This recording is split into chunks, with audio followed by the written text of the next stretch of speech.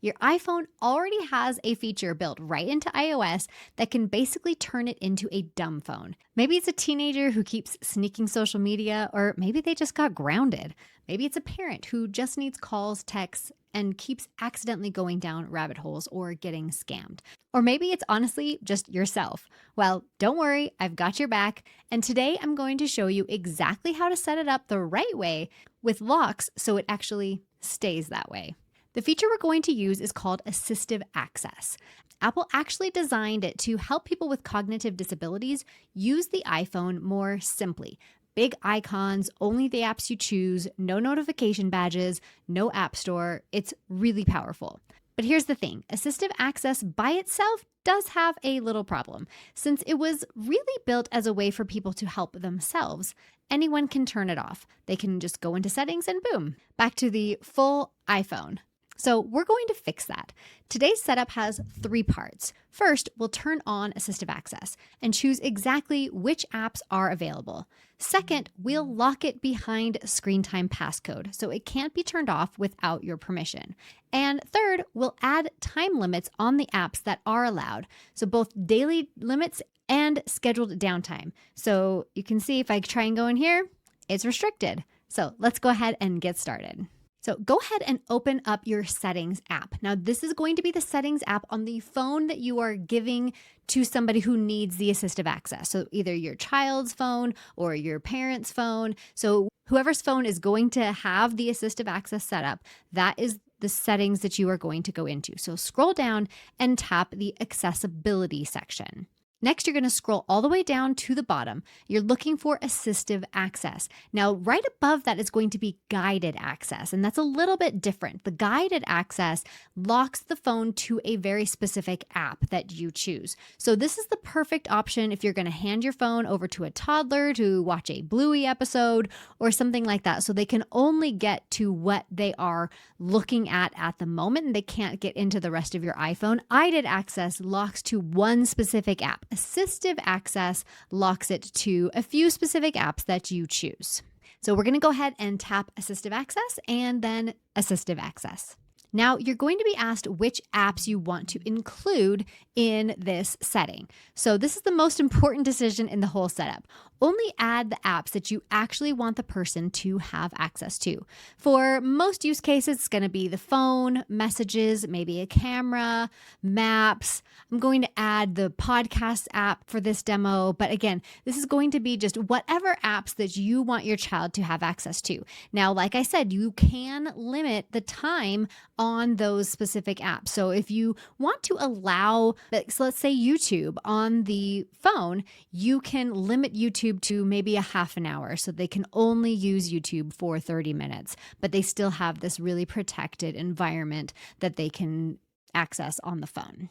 So you'll notice that each app has customization options. So for messages, you can remove the ability to add new contacts. For camera, you can disable video. Go through each one and make those choices based on your situation. Next, it's going to ask for a layout. Do you want it in a grid or rows? Grid gives you big square icons. Rows is a list. For simplicity, we're going to go with grid for today. And don't forget to check the appearance settings. You can bump up the text size here, which is especially helpful for older members of the family. And you can even set a photo for the background on the lock screen. Make sure there's a time and date on the lock screen. A few real customization options for you, so it doesn't look like a weird phone when your kids are trying to use it. So now go ahead and tap continue. You'll be asked to set an Assistive Access passcode. This is the code that exits Assistive Access. If you already have this set up with screen time, it may not ask. It's going to just use your screen time password. We're going to talk about that in a little bit. But if you are just setting this up for somebody else, it's going to ask you to set an Assistive Access code if it's not already associated with a member of your family in screen time. So set it to something that the person using the phone won't know. Enter it twice to confirm.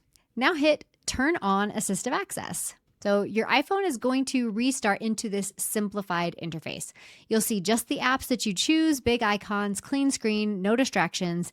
To exit later, you're going to triple click the side button, enter that passcode, and you are back to the normal phone. Real quick, if you're looking for practical ways to actually manage the technology in your home instead of letting it manage you, that's exactly what this channel is about. I would love it if you subscribed, hit that notification bell so you'll know when I put out the next video. All right, let's lock this thing down. So to do this next step, we need to exit Assistive Access first. Go ahead and triple click the side button, enter your Assistive Access passcode, and we are back to the normal interface. So now go to Settings and then Screen Time. So if Screen Time isn't set up yet, you'll need to make sure to connect the account that is using this iPhone to your parent account. You each should have your own Apple ID. If you aren't sure how to get that connected, be sure to check out my video all about how to get that set up. If you don't have your own iPhone to manage the screen time, you can set up a screen time password on the device itself. Now, like I said, I highly recommend getting the whole family connected in family sharing with those screen time settings that you set on your phone.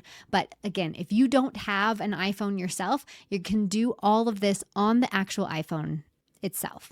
So I'm going to show this part on my parent iPhone instead of on the kid iPhone.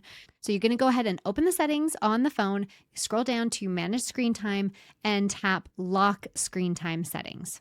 Set a 4-digit code, something different from the Assistive Access passcode and something only you know. So enter that twice. And here's what this does. With this passcode set, no one can change any screen time settings, including turning off Assistive Access without it. So even if someone exits Assistive Access, they can't go in and add new apps, remove the restrictions, all of the things that you set up through the screen time settings and those parental controls. So now tap Content and Privacy Restrictions and make sure that is toggled on. Then tap Allowed Apps. Here is where I'm going to highly recommend turning off Safari, the App Store, Siri, if you really want to lock this thing down. So that removes 3 of the biggest workarounds right there. I do have a video all about how kids kind of get around the parental controls you set, so you might want to check that video out as well. So go back to the main screen time screen and tap App Limits. So we're going to add a limit, and you can set limits by category or just for an individual app. Say we're only giving access to the podcast app. So we're going to set a time limit on the podcast app. So if you want to limit to 30 minutes a day, go ahead and set that right here. Tap the category or tap the individual app, set the time. Now, don't forget, there can be a block at the end of time limit toggle. Make sure you turn that on. So without it, there's just a warning screen that the person can dismiss anytime. With it turned on, the app actually will block when the time runs out. So now let's add downtime. So this is where you're going to schedule the hours when the phone is completely shut down. So go back to the main screen time screen and tap downtime. Toggle downtime on, and you can set a scheduled window, say 9 p.m. to 7 a.m. And during those hours, only the apps that you specifically allow will work. Everything else will be locked, even with Assistive Access turned on. So you can block out the texting app, but allow phone calls so they can call you in case of emergency. So that should do it for the full setup. Assistive Access for the simplified interface, screen time passcode, locking it into place, app limits on the allowed apps that you have added to Assistive Access, and downtime blocking the phone during certain hours. A couple of things worth knowing before you close out this video. First, write down both passcodes, somewhere safe and somewhere where some enterprising young kids might not be able to find it. The Assistive Access passcode and the screen time passcode. You may not have both if you do have the phone tied to their Apple ID that is connected to family sharing. But if it's just set up completely on the phone, you might have both of those codes. So make sure you write them both down if you do have 2. If you forget the screen time passcode, you will need to factory reset the device to clear it. Apple does not have a backdoor for this. Second, now here's one of the downsides. If this is for a teenager or a family member, I'd have a real conversation with them before you set this up. Explain why.